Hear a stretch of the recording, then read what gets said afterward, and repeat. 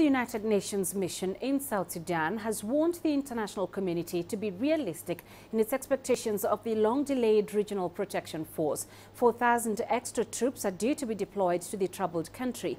But the UN's David Shearer has pointed out they'll likely be constrained by the conditions imposed by the South Sudanese government. CGTN's Harper reports from New York. This was David Shearer's first briefing to the UN Security Council since he took up the post as the head of the UN's South Sudan mission roughly 3 months ago. He's spent that time touring the UN's 10 regional bases spread across the country.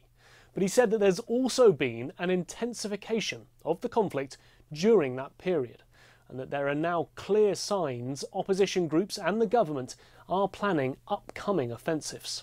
The UN has approved sending a regional protection force of 4,000 extra troops to Juba. They agreed that last August, but since then the government has argued about the exact terms and mandate of those soldiers.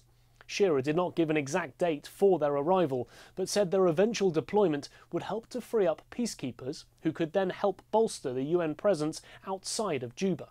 But he cautioned the Council to remain realistic in its expectations, as the force would, he said, need to largely function under a similar rule of engagement, suggesting government interference may continue with those troops. The UK's ambassador to the UN, Matthew Rycroft, blamed the deployment delay on what he called unacceptable and chronic obstructions placed on the mission by the government.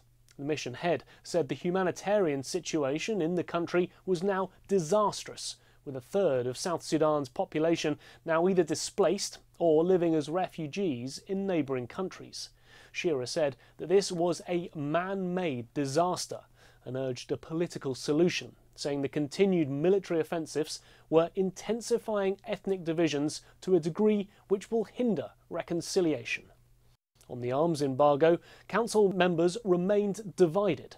The Security Council has considered an arms embargo on the country, but has so far been unable to agree whether it would actually help to reduce the violence.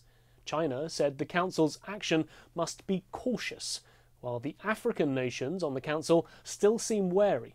In December, all 3 African countries on the Council abstained from a vote to impose an embargo on South Sudan. While Shearer concluded that the political process was not yet dead, he did say it needs significant resuscitation, and to do that, the Council needed to speak with a unified voice to help ease the suffering in South Sudan.